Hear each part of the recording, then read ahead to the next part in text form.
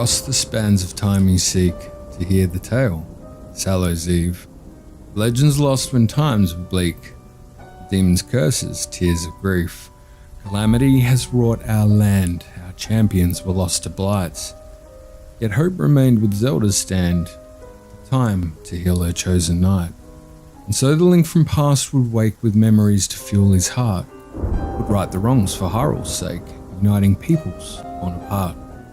Long before the wild you breathe, the myths of legends long forgot. When demons lurked in grounds beneath, the world we know, which you know not. From whence our world was birthed anew, a golden relic raised on high, brought promise of a wish come true. For this wealth, forces vie. First came the demons down below. The king of evil sought his crown. His army like a plague would grow, in darkness would the world soon drown. The gods would fight and skies relent, a hero's quest to seal the dark. With courage, hone the sword's descent. Sky would strike, would find its mark. But defeat is but a moment past, when curses cast forever reign. The cycle starts, and binding lasts. When fates are sealed, hate remains. And soon begat an endless wave of demon kin to raise their king. For power's lust the curse will crave. Into our lands new wars they'd bring. Magicians, thieves, and evil raised, propelled by hatred, malice all. To seek the force, the power praised, lest wisdom fade, lest courage fall. With each the goddess chosen few, the princess and her bravest knight, would face the darkness holding true, the sword that seals, the bow of light. But shadows cast despite the deeds. Who pays the price for ruling lords? Where wars are won are those who bleed. In dungeons lie their broken swords. Yet callous whims release the beast as Ganon grasped the golden prize. The ancient relic split in three. Where chaos reigned, new demons rise. The relic, torn apart by greed, rendered time and fates asunder. Now realms apart the malice feeds, and Hyrule's pulled forever under. Where heroes fall, the darkness feasts. Desiring power, weakness yields. They soon become the darkest beasts. The armies ready swords and shields. Legends tell of waking dreams, but nightmares tell the loss of friends. Sacrifices, tortured screams, but never will the cycle end. Another thread reveals a flood. What's left to save when all is lost? Price we paid, price in blood. Was it worth the lives it cost? Yet greater horrors lay in wait where children wander in the woods. The face of doom looks down each day, the end of time where time once stood. Now if you're frightened, hide your eyes and wear the dead upon your face. Die to keep the truth from lies, lest all be lost without a trace. And the sun will set and the light is cold, and wolves will howl to hurl the moon. The fight we face, both new and old, curse reborn yet much too soon. And lo, these myths of eras past are stories passed by fires like these. Remind us all that evil lurks, especially this Hallows Eve.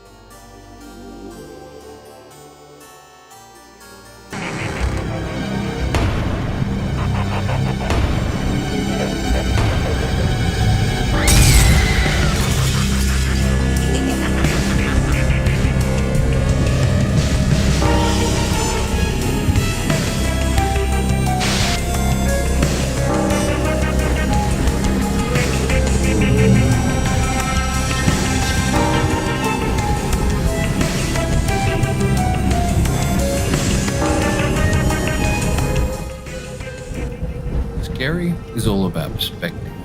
For some, there is nothing scarier than the long dark of night, whilst others find true terror in being put in a situation where they need to speak publicly. As simplistic as it might sound though, there are generally two types of scares. Those you sign up for example when you watch a scary movie, and those you don't, where a real life situation plays out in ways that are creepy or even terrifying. On this channel, we talk about games which provide the most engaging medium possible to interact with your fears, giving you the element of control that is often missing in most other forms of entertainment, like movies or television. But sometimes, on rare occasions, the gaming world has a glitch, an anomaly in the code that delivers an experience that end users did not sign up for. Whether these glitches were actively or intentionally part of the program, build, or network, the stories you're about to hear were not what the developers had in mind. The following tales are true to life, based on real stories from real people. And while I'm about to share these stories with you, I'll provide links in the description where you can read firsthand about these surreal encounters. Welcome to Scary Stories Part 1, Glitched.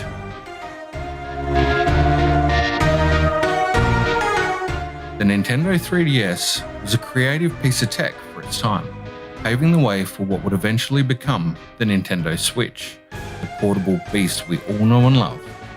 Not only was the 3DS state-of-the-art for playing the latest games on the go, it also featured some useful applications to round out the offering for people of all ages and walks of life, including a pedometer to track steps and activity. This feature proved to be quite popular with audiences, except for the main kids market who care not for tracking exercise. But for many young adults striving to stay fit and healthy, this option seemed to fit well with their lifestyle. The feature was also highlighted in popular games like Nintendogs plus Cats, rewarding players for adding to their pedometer count whilst out walking their virtual pets. Players could go out for some walking in the evening with their Nintendo pets after a hard day's work, play some games at night, and put it on the charger, ready to go for the next day. So then imagine your terror if you woke up from putting your 3DS on a charger one night, knowing the exact steps you had done, and coming back to find 500 steps logged at midnight. That's what happened to Redditor C. Ron. Many were quick to respond with reasons and explanations. Maybe a nearby phone's vibration had knocked it out, or maybe a pet had knocked the table, having an impact on the internal gyros and mechanisms, causing phantom footsteps, for example. The thing is, would this have happened over 500 times? In the one night? Highly unlikely, and even less so for the poor Redditor who shared this story, convinced there was no reasonable explanation for the extra distance. Spooked from the event, the Redditor was left to surmise the extra steps must be those of a ghost, and a charitable one at that.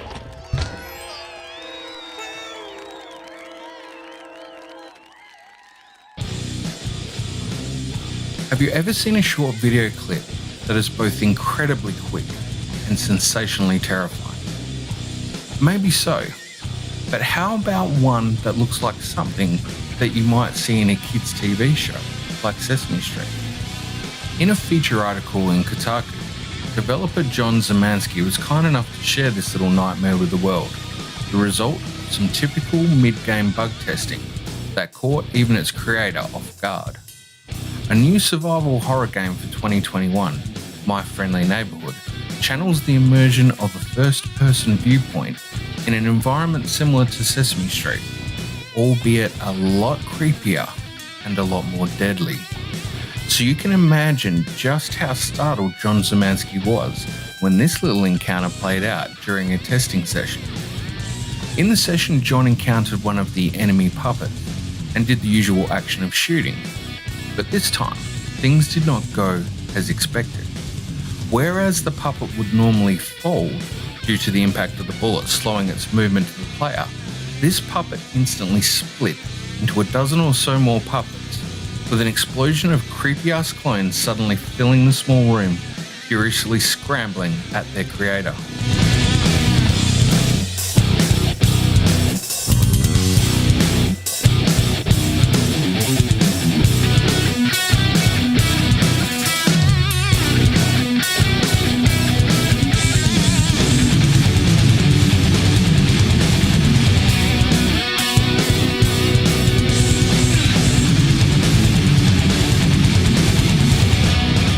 Following the event, John was completely freaked out. He immediately dumped the footage into a post that took Twitter by storm. If watching this clip your immediate reaction was to think this game is cursed, I wouldn't blame you. But no, the occurrence was the outcome of a glitch in the coding. See, what happened was the moment John interacted with what he thought was a single puppet, all of the NPC puppets were activated along with their physics.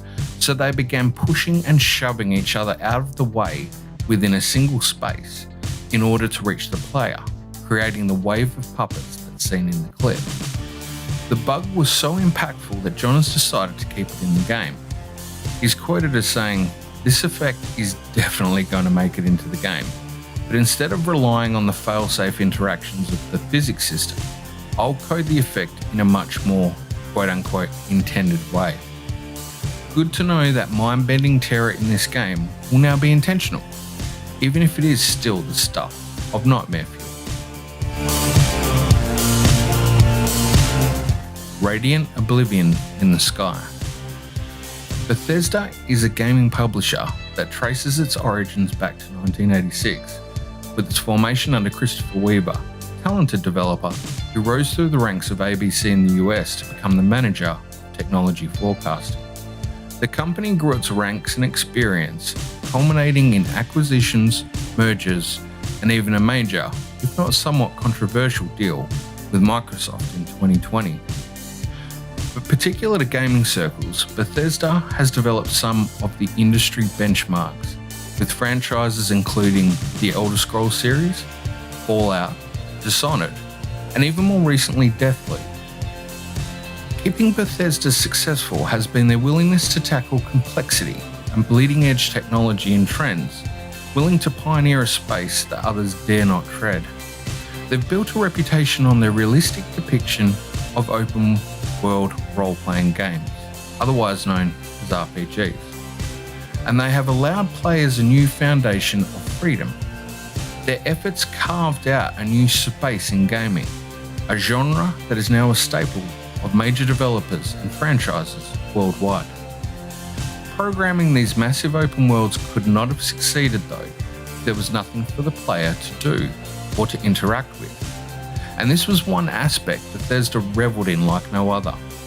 They were innovators in the tools required to create a gaming world that would come alive with a new technology called AI, or artificial intelligence. They used this technology to drive characters that inhabited the world along with the player. This AI was used to give the non-player characters, otherwise known as NPCs for short, a purpose, a routine, a set of instructions on how to function within the game. As opposed to what would be considered traditional coding, which involves mapping every aspect of movement and interaction as well as what the player sees, AI provided more of a container approach. It meant you could set rules and boundaries that these NPCs would work with, allowing them to determine how they would move from point A to point B. Think of it more like instead of telling the non-player character every instruction of every day, you would rather give that NPC the what and the why. As for the how, well, that would be up to them. A simple example is to think of raising a child. You see, at first the child will learn the behaviour required for a task, forming a procedure that they will repeat in order to complete the same action. For example, a child might lift their arms up and look at you with those adorable eyes to get picked up. The same child has the freedom of thought, allowing them to learn based off their environment and observations in addition to what you are showing them. Using the same example, they may realise that they can also get the same reaction that have been picked up if they throw a tantrum. The procedure is different, but the outcome is the same. By giving NPCs choice and the freedom to enact that choice based on a motivation, they in turn mimic the human behaviours of learning. But machines are not human. In fact, they are often more calculating and efficient because we have made them that way. And so the procedures they may choose to elicit an outcome may be vastly different from ones that you and I would employ. Without the boundaries of morals, ethics, rules, and consequences, artificial intelligence can enjoy a quote-unquote freedom in their decision-making skills that a human simply would not consider. This is because the events and consequences of that choice are immoral, may be ethically wrong, or they may put us and those around us in harm or danger. Over time, these laws generated simulations in the gaming environments, which culminated en masse with Bethesda's fourth entry into the Elder Scrolls series, known as Oblivion. It was released on the PlayStation 3 and the Xbox 360, and took advantage of the enhanced performance to match the game's requirements.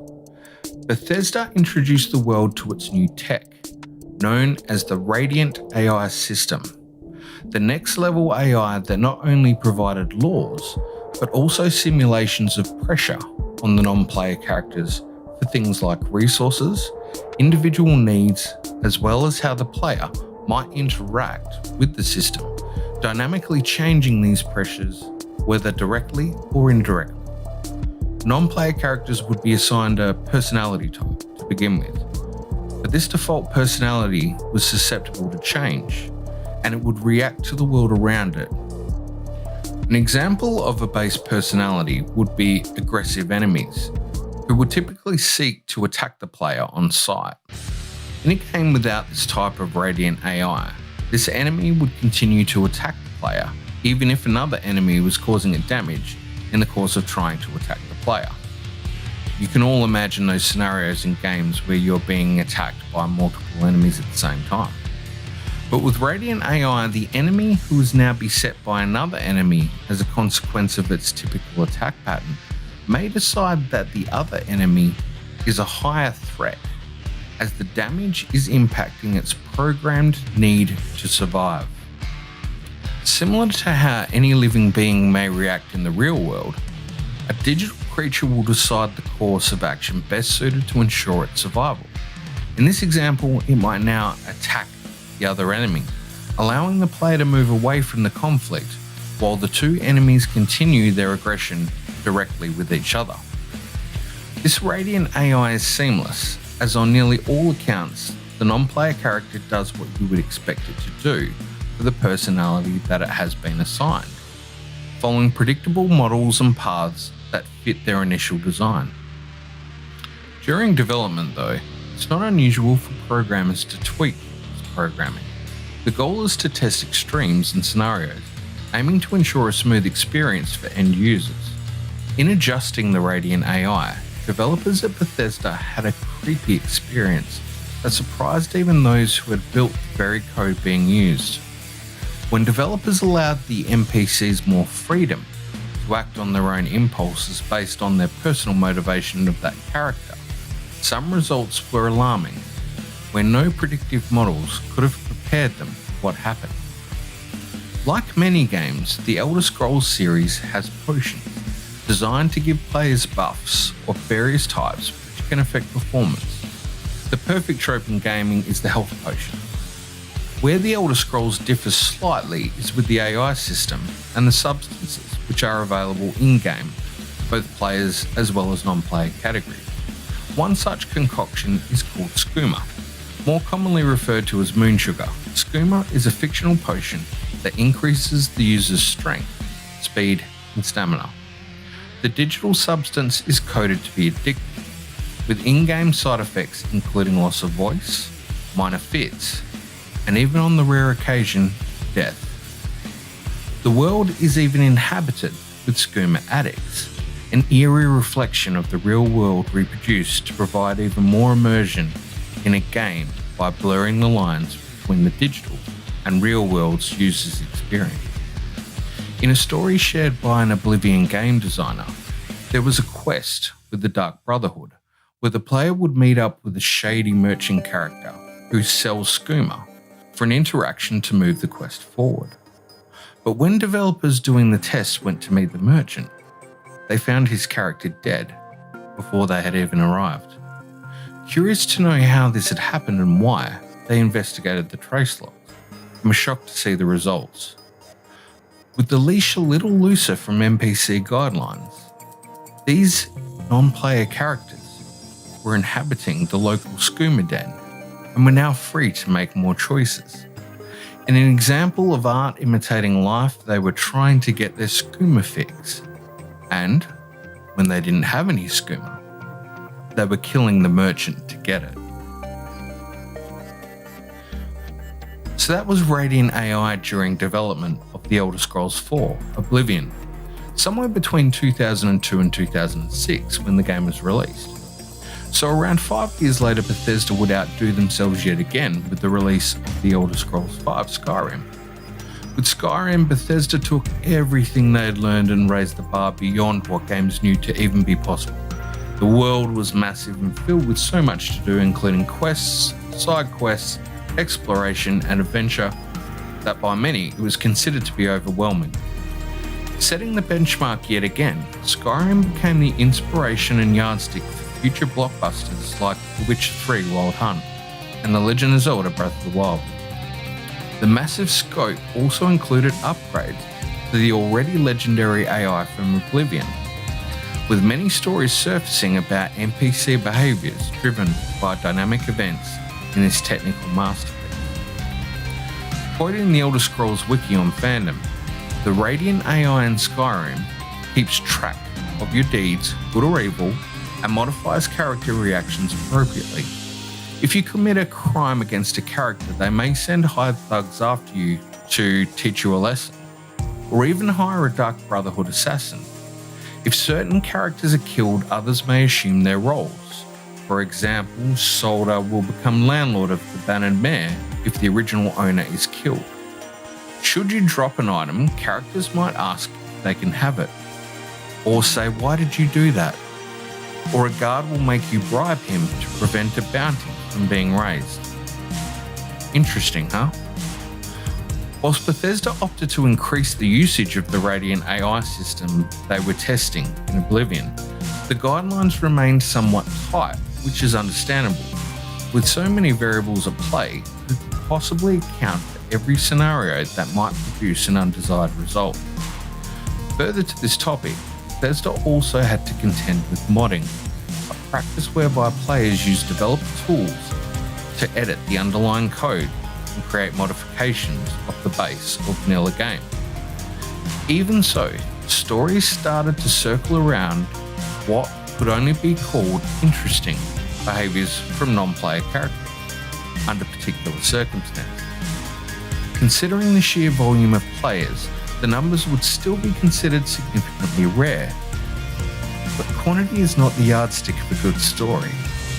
In researching this topic for one story I knew about from a few years ago, I stumbled across another, and it was quite interesting, listed on the GameFAQs messaging board. You see, in early January 2018, a user named IronShadow23 posted a plea for help. It said simply, "NPCs keep killing each other and it is really annoying. It keeps interfering with quests and I have no idea what to do. They'll just say, 'Huh?' or 'What was that?' and then go off to kill someone. Some peaceful NPC in a city, a guard, a follower, a main character, a follower, and even people chasing children. Does anyone have any advice?" Immediate responses came back from other players asking if he had a mod installed or had it activated, which might be impacting the program. Curiously though, another user named Unit17 provided a different view. I'll read it to you now verbatim, but feel free to see the post yourself. The details and links will be in the description. Unit17 said, "You didn't drop anything, did you? NPCs have a few reactions. One is they will pick the item up and give it back. 2, they'll ask to keep the item. But the third one can result in an all-out brawl. that depending on how the NPCs are aligned, for example, who's friend of who, will drag more NPCs in trying to defend their friends. Usually this happens if, say, an NPC you befriended comes to your aid when you were attacked, even if you started the fight. Sometimes a Stormcloak or Imperial Courier will run near a town. When this happens, NPCs will attack the courier depending on who they support. Saw some Riften guards kill one once, which can draw other NPCs into the fight. For a game with limited NPCs, Bethesda sure put in quite a few ways to kill them off with little to no influence from the player. But if they're going after children, or children attacking, well, then it's probably a mod.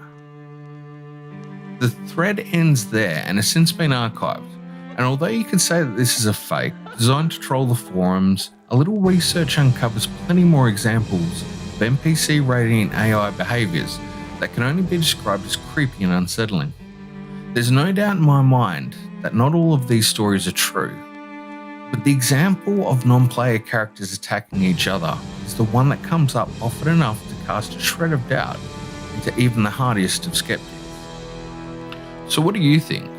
Or better yet, do you have your own story of strange AI behaviour in a game? If so, I'd love to hear about it in the comments. For our final story for today, I'd like to share one that personally gave me chills when I discovered it in the dead of night researching for this very video. Far from the complex radiant AI examples I mentioned before from Bethesda, this story is based on a premise that could not be any simpler in its execution. Yet the way the story is conveyed is unsettling and creepy in the purest form. The link to the articles will be in the description if you want to see for yourself, and I encourage you to check them out. I'm going to read the stories as I consume them, a combination of two different articles, unedited for full effect. The first is from Chris Kohler at Wired, who provides a great description of the game and experience. The second article is from Chris Livingston in PC Gamer. Now, I won't spoil the reason for the inclusion of the second piece, but suffice to say it takes a story that is already unsettling and pushes it well into creepy territory. And so goes the final tale of this video, titled simply The Graveyard. The first article from Wired, Chris Kohler. Tale of Tales, the Belgian indie developers currently hard at work on the very intriguing experimental game The Path, released a brief but very interesting little game today. Called The Graveyard, it's a 10-minute scene that they describe as more like an explorable painting than an actual game. The gameplay, if you can call it that, is simple. You walk an old woman up a graveyard path to a bench in the distance. She sits. The scene takes place. When it's over, you lead her out of the graveyard. The value here isn't in the gameplay. It's the carefully crafted aesthetic experience, and it's successful in my case. It drew out an emotional response from the player. You can download it for free on either PC or Mac and try it out for yourself if you like. When you're finished, my thoughts are below. Interactivity is a powerful thing. The Graveyard could have been a short film on YouTube and lost none of its presentational qualities or its message, but the very limited interaction you have with the character, the fact that you can walk her forward and backward or turn, instantly makes the connection deeper and more powerful than it would have been if you were simply watching. One very specific reason for this is that by controlling the woman, you immediately understand how old and frail she is. She hobbles convincingly towards the bench, which seems very far away. After a few steps, she can't keep up the pace on her bad leg, so she starts limping, leaning on her cane for support. By the time she makes it to the bench, you're glad to be able to just sit down and rest. Soon after you do, the scene starts up. It's a song with lyrics in some European language that I do not know and subtitles in English. At first the lyrics seem a bit ridiculous, maybe something lost in the translation, but after a few seconds it's clear that it's a melancholy song about death and dying. The woman's face comes into clear view, and we see the deep wrinkles, the roughly chopped hair. She listens to the song playing in her mind, looking over the gravestones, thinking about all the different ways that she's seen people die, much like how the close-up of her face is superimposed over the shot. Images of the gravestones you passed start appearing. And when the song is over, it repeats again without subtitles, and at any time you can walk and end your morbid reminiscence. Simply get up and walk out of the graveyard. And when she ambles back through the front gates, the game ends. This alone had been a solid use of my 10 minutes. Tale of Tales is doing an excellent job at pushing the envelope in regards to game design. I've played the first level of The Path, which has the same economical style of character design and storytelling, giving you an unintentionally vague idea of what's going on and encouraging you to fill in the blanks yourself. But then one more twist. For $5 I could buy the full version of the graveyard. It would be identical to the trial version, they promise, but with one more feature. The woman might die. What could I do? I spent the $5. I played it again, no death. Played it again. I was sitting there listening to the song, wondering if I was maybe doing something wrong, or if perhaps despite all appearances this woman was actually in robust health, and it was going to take a while. Then without warning, her head snapped forward and lolled lifelessly in front of her as her shoulders slumped. She sat on the bench, dead. The close-up of her face was still superimposed, but now it was a close-up of the back of her neck as it craned grotesquely forward. The song kept playing. Once I was over the sudden shock of the death scene and come to terms with the fact that nothing else was going to happen, it felt like the proper ending. She'd been travelling long enough, lost everyone dear to her, and had nothing left but to visit the graveyard and count all the headstones of those she had lost. I'll move now to the article from Chris Livingston, a PC gamer. He says, I was playing the graveyard. Now, despite the title, it's not a horror game. It's an experimental art game by Tale of Tales. In it, you slowly escort an elderly woman through a cemetery. You listen to a strange little song, and then a woman sits down for a rest on the bench, and that's essentially it, at least in the free version. In the paid version, there's a chance that while the old woman is sitting on the bench, she'll die. My morbid curiosity led me to buy the game, and there I was, watching her rest on the bench for several long, uneventful minutes. At one point, my cat jumped up onto my desk, and he was a large and boisterous cat, and this led him to knocking over a bunch of things. After a moment spent straightening up, I looked back up at the screen. The old woman was dead. I'm not a deep thinker, but this still led to a few moments of solemn reflection on how minor distractions can cause you to miss the most important events in life, and how our lives are fleeting, and someday we'll all be passing away on that same metaphorical bench, perhaps while someone important to us is busy attending to something else. A few weeks later though, my morbid curiosity surfaced again. I'd gotten something out of the graveyard, those few thoughtful moments, but I hadn't actually witnessed that old woman die. So I started the game again, determined to see what actually happened. When the game loaded, instead of it beginning with the walk through the cemetery, it simply started at the bench where the old woman was still sitting there dead. I was completely shocked and aghast. I freaked out. I think I actually got out of my chair and left the room. I mean, yikes, gross, ew, and no. I had no reflective thoughts on how once we die we're dead for all eternity or anything like that. Just the thought that there's been an old dead woman on my computer for the last several weeks. Just sitting there, dead and alone, and dead while I was playing other games. I immediately uninstalled it and then double checked to make sure all the files were completely gone. It was just too damn creepy to know she was there, her lifeless virtual body haunting my PC. I hope you enjoyed this video, and thanks for taking the time out of your day to join us here at GameSmiths. If you have an eerie story of your own, I'd love to know more, so please let us know in the comments. Today's content was something a little different, so if you liked it, a thumbs up or a comment would go a long way in letting me know you'd like to see more. Also, don't forget to subscribe to the channel if you want to keep up with any new videos. That'll do us for today.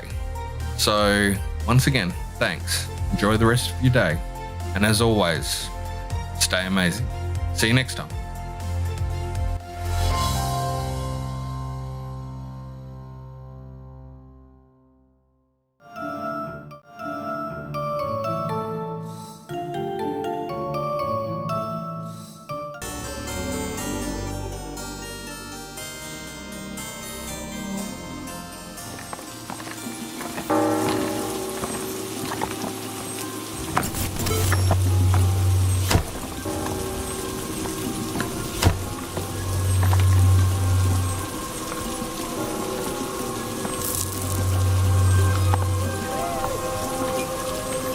Always this way, you know.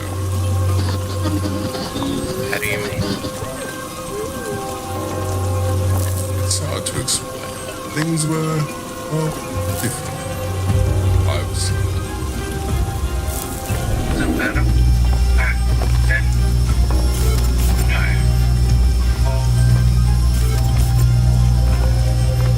Yes.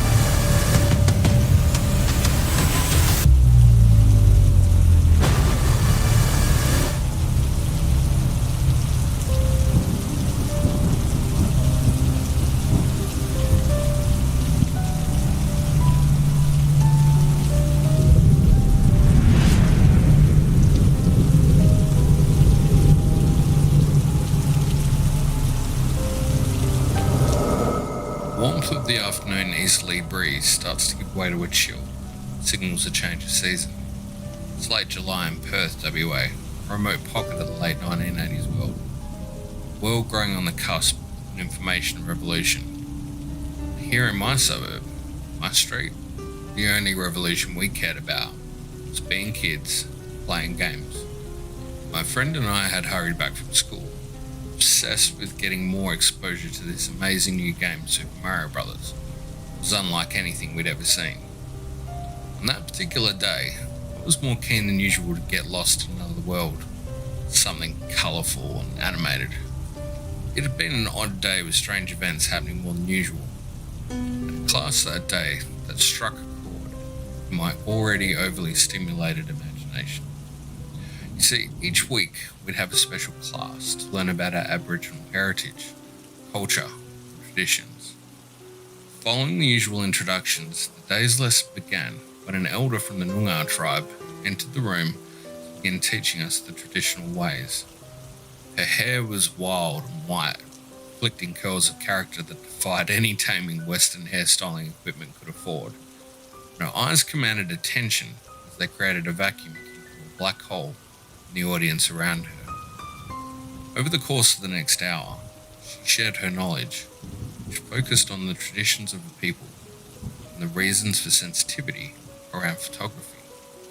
You see, up until more recent times, Australian Aborigines have viewed the camera with a sense of superstition, stemming from the initial view of it as a dangerous magical instrument, capable of stealing some essential part of a human being, causing illness or death. Even more taboo, the display of an image showing a deceased Australian was not allowed. Cultural traditions demanded this, with respect for mourning, privacy. Discussion around the soul, what was personal, and how that translated to death, was so matter of fact. It struck me in the way it challenged the norms we grew up with.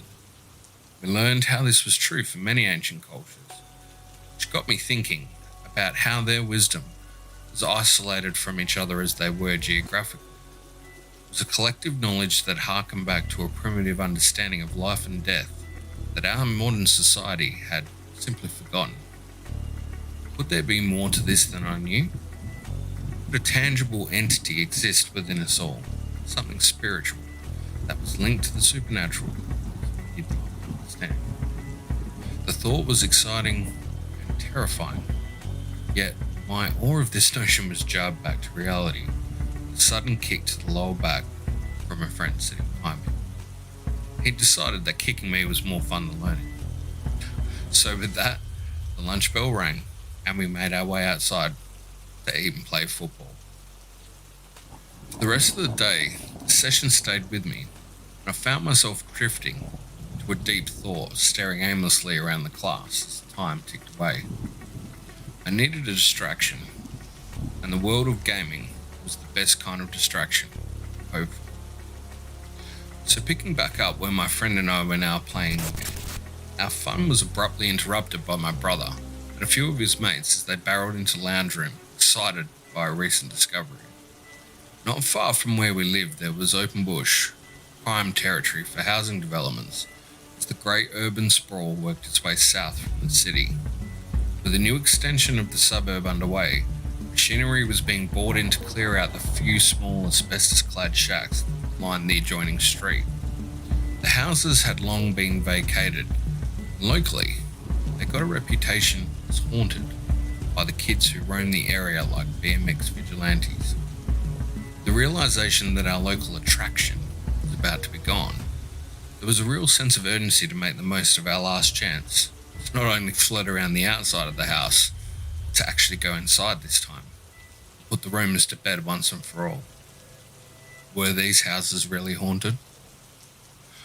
Felt like seconds before we were all stood outside the main house, thongs digging into the sand outside the timber foundations, peering for a way to easily slip into this ramshackle bubble. The genius that only preteens can muster, we decided to split up into two groups, tasked with lifting one person to try and get into the window, which remained cracked open due to wear and tear. Once inside, that person's job was to open the door and let us all in for a look around to check out the local spook house. Although I've been on the pudgy side most of my life, at that stage I was still quite small. Perfect size and combination of being able to be lifted up, but also being strong enough to pry the window from its jarred outcrop. Soon enough, I was hoisted skywards. Following a huge heave on the window frame, the bracket cracked open, and I tumbled into the opening, inside the house, falling down a cobble bench in this open laundry hall area. I had to collect myself and my injuries, and I grumbled off the ground, the echo of cheers from the group outside, celebrating another job well done by the self-dubbed Goonies of South Lake. "Hurry up! Get the door open!" came the cries straight after, shaking me from my sulk as the skin ripped from my elbow, arms and legs started to become noticeable with the shooting of pain and blood. "I'm coming, calm down," I said, muttering to myself. I made my way down the hall towards what should be the front of the house. It was about this point, the sheer emptiness of the dwelling site. The thickness of the air was overwhelming, stale, oppressive, with the dark staining on the white asbestos sheeting triggering sentiments of the type of house Michael Jackson's Thriller would have been proud of. Barely had time to become familiar with my surroundings and the stifling atmosphere before I was overwhelmed by a sudden chill that ran clear through my entire body. The feeling was complete, disturbing. A shiver ran through my insides so clearly that I can feel it even now as I'm saying these very words. This feeling was a presence, like someone was watching me. Watching behind me, right there. Scared to my very core, I lost all motor skills of movement, locked in an abject terror, with all the brightness and frivolity of the outside completely born to the ether. Nothing else existed, and time was now my prisoner, holding me captive in this nightmare where I could not seem to move or feel anything except dread and panic. magnificent horror, more dark, disturbing than any fear I could possibly imagine. It was like a shadow of pure evil washed over my thoughts and hypnotized my consciousness, leaving me helpless in the wake of a maniacal stare. As time melted into the moment, leaving nothing but dread, panic became the only true thing I knew to be real. I don't know how, but I managed to move my torso around, carrying with it my head and my eyes, allowing them to gaze upon the one who was there with me. So close, I could feel their breath like a razor slicing up the back of my neck. And as I turned, I was greeted by a scene I have never forgotten. It was unlike any movie, and maybe that's because when it's you, when it's real, nothing can remotely feel the same as that sight which has totally brought you undone. It's forever born into your conscious and subconscious, burned in a visage that completely stays within your mind. Ahead of me, I saw a dilapidated bathroom, a tiny broken sink, cabinet slightly ajar, dressed with a mirror on the wall above it. And in that mirror, I saw myself, panicked, white, gaunt, wide-eyed with terror. I also witnessed the source of my dread. It was the sight of a face, that of an old man's, and it was right behind me. It was staring back at me through the mirror. His eyes bored into mine like he was entering my mind directly through the pupil of my eyes, straight into my nervous system. His face was a combination of sadness, violence, disgust, despair, of disdain and refusal, and of a dominance over my soul. And in that moment, I truly believe now that he not only assailed my consciousness and my memory, but pierced into my very core, carving out a home, these scorn and hurt that would be mine to carry from that day on. It lasted endlessly, to the point I was sure this would be all I would ever know, till desperation would find me free, either by escape or death. But I didn't care. Suddenly, in a flash of freedom, I lurched from my stasis, awake from the nightmare, and I ran, bouncing off the hall. I mustered every ounce of strength to propel me forward, desperate and driven. I crashed off the corner wall and slammed into the front door, scrambling outside to freedom.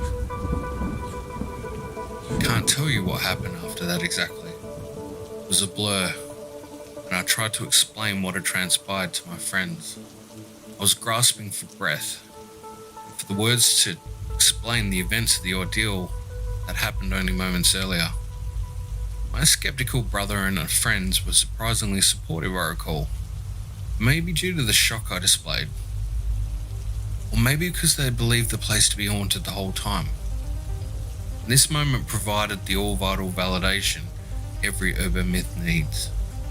I'd become an eyewitness, the link to verifying the stories people had imagined over the last year or so. I know only this.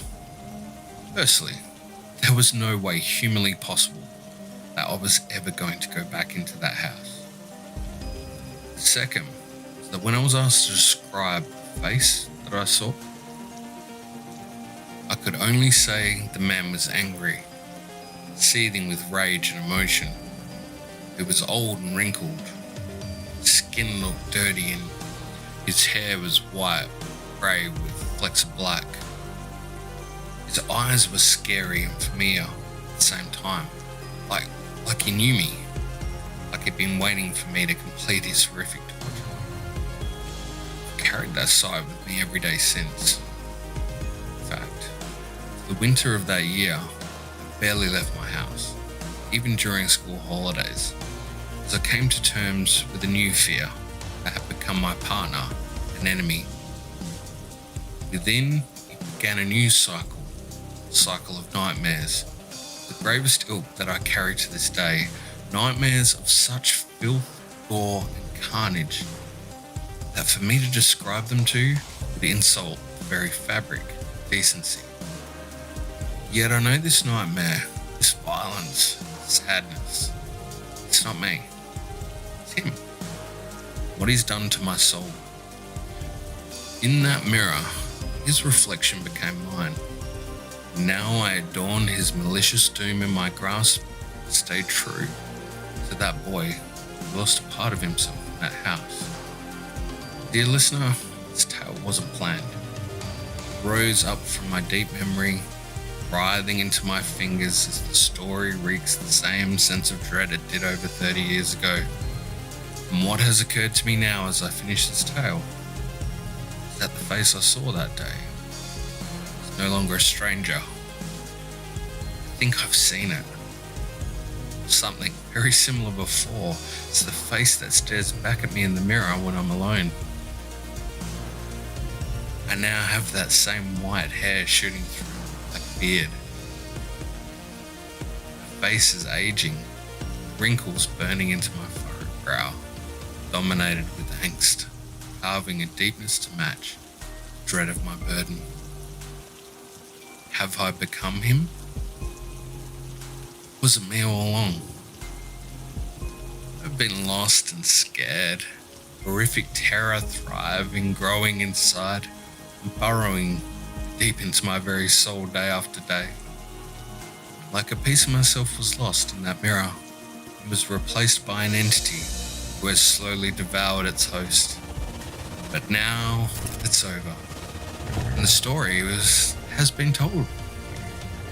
I am whole again, to be with my nothingness for all eternity, and I could not be happier. For you, dear listener, I have a question. Can you feel the breath on the back of your neck?